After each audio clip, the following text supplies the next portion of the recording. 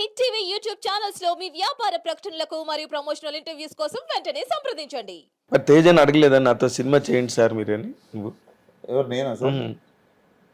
నేను బేసిక్గా ఎప్పుడు ఈ ఫార్మాలిటీ ఎప్పుడు ఫాలో కాలేదు సార్. నార్మల్గా మనంతలో మనం వెళ్ళి ఇట్లా అడగాలి సార్ ఒక సినిమా చేద్దామని బేసిక్గా ఫార్మాట్ ఎప్పుడు ఫాలో కాలేదు. తప్పే ఉంది దాంట్లోని. ఇప్పుడు ఆయన మంచి డైరెక్టర్, బ్రహ్మాండమైన డైరెక్టర్. ఆగదు కదా సార్. నాకు చాలా ఇష్టం తేజ గారు, కృష్ణవంశీ గారు, అందరు ఇష్టం. కానీ కొన్నిసార్లు మనం ఇంటి నుండి బయటకు వెళ్ళక ముందే ఇంటికి వచ్చి లాక్ చేసేస్తారు కదా. ఇప్పుడు నెక్స్ట్ ఇయర్ మధ్య దాకా క్యాలెండర్, మా మిడ్ దాకా క్యాలెండర్ అంటే ఆపుకొని వినాల్సి వస్తుంది. నరేషన్లు కూడా ఎగ్జైట్ చేసేస్తే ఏమో అని ఎక్కువ అని కూడా భయపడుతున్నావు. ఏదైనా ఎగ్జైట్ అయితే కన్ఫ్యూజన్ లో పడతాం. అవును, బిలీవ్ చేస్తున్నది మన చేతులు ఉన్నది ఫినిష్ చేయాలి ఫస్ట్. కరెక్ట్, చాలా మంచి పాలసీ అది. ఎందుకంటే ఒకసారి సబ్జెక్ట్ లాక్ అయిపోయిన తర్వాత మళ్ళీ కొత్తవి విన్నప్పుడు ఇబ్బంది పెట్టద్దు. అవి ఇంకా ఎక్సైటింగ్ ఉన్నాయి అనుకో, అప్పుడు these people will be in waters. అవును, అప్పుడు నీకు డెసిషన్ మారిపోవచ్చు. రైట్. సో బట్ ఒకటైతే నువ్వు చెప్పిన మాటలో నాకు అర్థమైన విషయం ఏంటంటే, నువ్వు యార్ ప్రొఫెషనల్లీ వెరీ స్ట్రాంగ్లీ లాక్డ్ అనమాట. అసలు ప్రొఫెషనల్గా బిజినెస్ పరంగా నువ్వు చాలా మంచి స్ట్రాంగ్ పొజిషన్లో ఉన్నావని చెప్పాలి. ట్రాన్స్పరెన్సీ సార్, ముందు ట్రాన్స్పరెంట్గా అంటే లాస్ట్ దాకా అందరం నేను చెప్పినట్టు it should be a happy exit for every one. Team అందరికి, ప్రొడ్యూసర్ కానీ, డైరెక్టర్ కానీ, నేను కానీ, మ్యూజిక్ అందరం కలిసి. అంటే కాదు, నేను ఇప్పుడు నువ్వు అన్నది నేను నా అన్నమాట నువ్వు సరిగ్గా రిసీవ్ చేసుకోలే. నువ్వు చెప్పింది ఎలా ఉందంటే, నువ్వు కథలు కూడా వింట్లా. ఇప్పుడు నీకు ఒక తేజ గారు, నీ కృష్ణవంశీ గారు, నీకు నచ్చిన డైరెక్టర్ల దగ్గరికి వెళ్ళి యంగ్ డైరెక్టర్స్ చేస్తారు ఆ పని. ఇంత చేస్తే బాగుండని ఒక డ్రీమ్ ఉంటుంది. ఇలా ఫోన్ చేయడం, సార్ నాకు సినిమా చేయండి సార్ నాతోని. పవన్ కళ్యాణ్ గారు లాంటి హీరోవే రత్నం గారిని అడిగారంట, ఏం రత్నం గారిని నాతో సినిమా తీయండి అని. ఆయనకున్న బ్యాక్గ్రౌండ్కి, ఆయనకున్న దీనికి. రైట్. సో మనకి ప్రెసిడెంట్స్ ఉన్నాయి ఇండస్ట్రీలో, బట్ నువ్వు అలా కూడా చేయలేని పరిస్థితుల్లో ఉన్నావు ఈ రోజున. ఎందుకంటే సబ్జెక్టులు లాక్ అయిపోయి నీ చుట్టూరా ప్రొడ్యూసర్లు, డైరెక్టర్లు, కథలు నేను మేడం నుంచి కిందకి దిగనివ్వట్లే కదా. So we are in very successful position today ప్రొఫెషనల్గా కదా.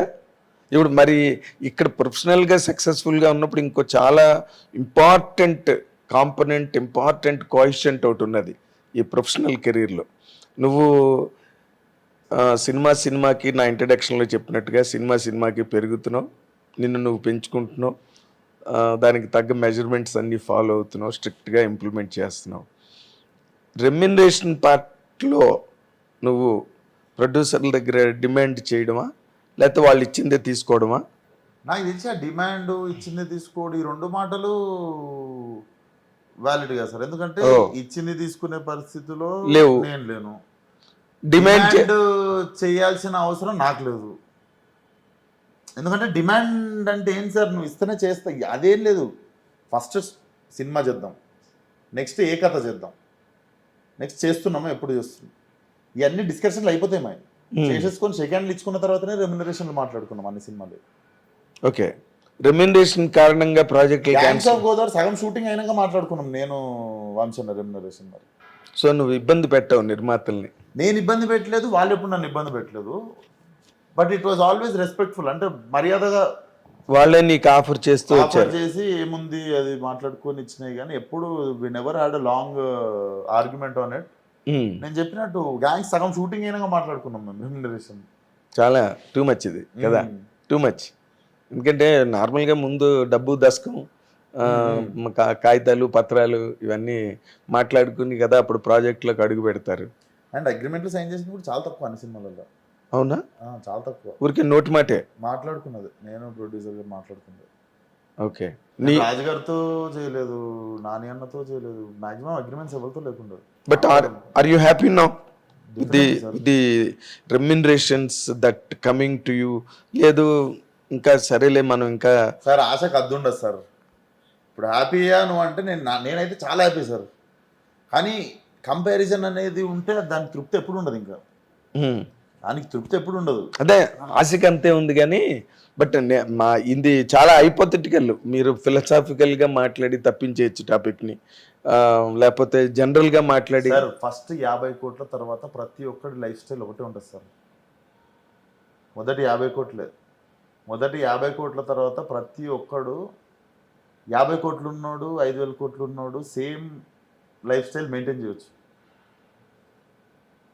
ఇప్పుడు మా అంటే ఏం బంగారు పళ్ళెంలో తినాలి, నార్మల్ పళ్ళెంలో తినేది, పండు మాత్రం సేమ్ ఉంటుంది. అవును. ఇప్పుడు నా దగ్గర ఎక్కువ ఉందంటే నీకు ఎక్కువ ఇచ్చి ఎక్కువ కొనుక్కోవాలి, కానీ పండు అయితే నీకు నాకు ఇద్దరికి అవైలబుల్ ఉంది. నాకు 50 కోట్లు ఉంది, నీకు 5,000 కోట్లు ఉంది. ఇద్దరి కోసం అవకాడోని అమ్ముతారు బయట, ఇద్దరి కోసం బ్రాక్లీ అమ్ముతారు, ఇద్దరి కోసం కింగ్ ఫిష్ అమ్ముతారు, సాల్మన్ అమ్ముతారు. So we both can lead same lifestyle. అవును. We both can go to లండన్లో అసలు ఎంట్రీ లేని క్లబ్ మెంబర్షిప్లో నువ్వు పోతుండొచ్చు, దాని పక్కనే same amazing food, same amazing club, same amazing life ఉన్న మనుషులు ఉన్న క్లబ్కి నేను కూడా వెళ్తాను. సేమ్ లండన్ వెళ్తాను, లండన్లో జస్ట్ పక్కన క్లబ్లోకి వెళ్తాం మనం అంతే. సో మీరు అడిగిన దానికి నేను హైపోథెటికల్ కాదు, నేను డైరెక్టే చెప్తున్నా. నాకు ఆ డిసాటిస్ఫాక్షన్ ఎప్పుడు లేదు. ఓకే. నేను మా ఫాదర్, మదర్, మా సిస్టర్ దిల్షునగర్ నుండి ఇక్కడ షిఫ్ట్ అయిపోయారు నా కోసం. రోజు అప్ అండ్ డౌన్ తిరుగుతున్నా అని చెప్పి ఆడిషన్స్ కానీ. ఇక్కడికి వచ్చిన తర్వాత మేము ఉంటున్న ఇల్లు కాకుండా ఐ మేడ్ మై అంటే నా సెల్ఫ్ నేను చాలా చేసుకున్నాను. నేను ఇక్కడ చాలా పేరు సంపాదించుకున్నా, చాలా రెస్పెక్ట్ ఉంది ఈ ఏరియాలో. మా డాడీకి దిల్షునగర్లో పలుకుబడి ఉంటే నాకు ఇప్పుడు మా డాడీకి అక్కడ కరెక్ట్ రాజు అంటే గుర్తుపడతారు, దిల్షునగర్ మలక్పేటలో. సో ఆయన ఎట్లా సంపాదించుకుంటే నేను అట్లా పలుకుబడి ఇక్కడికి నేను జీరో లెక్క వచ్చి నేను ఇక్కడ పలుకుబడి పేరు గచ్చిబౌలిలో నువ్వు గచ్చిబౌలి కింగ్. నువ్వు కింగ్ అనే కాదు, కాకపోతే ఆ సాటిస్ఫాక్షన్ వేరు కదా. కింగ్ అని ఎందుకన్నాను తెలుసా? నౌ టుడే విశ్వక్సేన్ కారులో వెళ్తుంటే గ్లాసులో చూసి కూడా పోల్చగలరు నేను విశ్వక్సేన్ వెళ్తున్నాడని. There will be a murmur in a traffic road. పక్కన కారులో వెళ్తున్నాడు కూడా ఒకసారి మాట్లాడుకుంటారు, విశ్వక్సేన్ వెళ్తున్నాడు రా అని. అది that's what I'm saying. Gachibowli king అంటే అది. దిల్సుఖ్ నగర్లో ఒక అనామక కుర్రాడు నాకు అవకాశాలు ఇవ్వట్లేదని, నాకు వచ్చి నువ్వు పోతున్నాయని ఇంటి దగ్గర తలమొత్తుకున్నాడు. ఈ రోజున ఇలా మాట్లాడుతున్నాడంటే what a journey, what a great journey it is. అది కూడా షార్ట్ స్పాన్లో జరిగింది, వెరీ షార్ట్ స్పాన్లో జరిగింది. దీనికి మీ ఫ్యామిలీ బాగా నీకు హెల్ప్ చేశారా? Mother, father, sister? అంటే ఇప్పుడే చెప్పావు కదా నువ్వు అక్కడి నుంచి నాకు వచ్చేసారండి అని. మరి ఇంకా అంత పేరు అన్నీ ఉన్నాయి అక్కడ. లిటరల్ డాడీ పేరు చెప్తే ఇంటికి దగ్గర తెచ్చి ఇల్లు చూపించేవాళ్ళు. డాడీ కరాటే గ్రాండ్ మాస్టర్ ఉండే అక్కడ. తెలుసు నాకు, మీ నాన్నగారు నాకు బాగా మంచి ఫ్రెండ్ అయినా. సో అంత ఉండి అప్ అండ్ డౌన్ రోజు అన్ని రోజులు మంచివి కాదు, రోజు పోతున్నావు నువ్వు అంత దూరం, దారిలో ఏమన్నా అయితే అని చెప్పి వాళ్ళే వచ్చేసారు. కానీ ఇప్పుడు అసలు సడన్గా అంటే నీకు జూనియర్ ఎన్టీఆర్ గారు అంటే నీకు చాలా ఇష్టం అని ముందే చెప్పావు, అలా కావాలని ఒక ఐడియల్షిప్ ఉంటుంది కదా. బట్ నువ్వే ఇప్పుడు జూనియర్ ఎన్టీఆర్ అంటే జూనియర్ ఎన్టీఆర్ అని నిన్ను అందరూ ఆ విషయంలో సార్ నేను విశ్వసిస్తారు. ఎందుకంటే అన్న నాకు ఇష్టం, అన్నకి కూడా నేను నాలాగుంటే ఇష్టం. అలా కాదు, నువ్వు ఎంతలా దాన్ని చాలా మడత పెట్టేసి చెప్దామని ట్రై చేసినా నాకు అనిపిస్తుంది చెప్తున్నా. నాకు విశ్వక్సేన్ పేరు ఉంచుకోవడం ఇష్టం అంతేనా? అన్నకి నేను విశ్వక్సేన్ లాగా ఉంటేనే ఇష్టం, నాకు అన్న అంటే ఇష్టం. జూనియర్ ఎన్టీఆర్ లాగా, junior NTR mould, junior NTR foot steps అని ఇలా ఇది ఎలా వచ్చింది మరి? సార్ కొంచెం కొన్ని రిజంబ్లెన్సెస్ ఉంటాయి, కొన్నిసార్లు కొన్ని రిజంబ్లెన్సెస్ ఉంటాయి. సో కొంచెం కాంప్లెక్షన్ ఎక్కువ అంతే తేడా. చాలా టైం అయిపోయింది అది కమెంట్ ఫ్రమ్ పాగల్ ఇప్పటి వరకు వింటూనే ఉన్నది. అవును బట్ నువ్వు మారుతున్నావు, నీ సినిమాలు మారుతున్నాయి, నీ క్యారెక్టర్లు మారుతున్నాయి, నీ సక్సెస్లు మారుతున్నాయి, నీ రెమ్యునరేషన్స్ మారుతున్నాయి, నీ లొకేషన్స్ మారుతున్నాయి, అన్నీ మారే. కానీ అది మాత్రం నీ వెంట అలాగ నడుస్తూనే ఉంది, నిన్ను ముందుకు అలా నడిపిస్తూనే ఉంది. దానివల్ల నువ్వేమైనా మైనస్గా భావిస్తున్నావా? మైనస్గా భావియట్లేదు, డెఫినెట్లీ మైనస్గా భావియట్లేదు. మైనస్ ఎప్పుడు కాలేదు. అండ్ ప్లస్ అయిందా? యాక్టింగ్ అట్లా రిజంబ్లెన్స్. ఇప్పుడు యాక్టింగ్ వైజ్ చూసుకుంటే నా పర్ఫార్మెన్స్ ఎప్పుడు నేనేం చేస్తానో నాకే తెలియదు యాక్షన్ చెప్పే వరకు. సో మైనస్ ఎప్పుడు కాలేదు.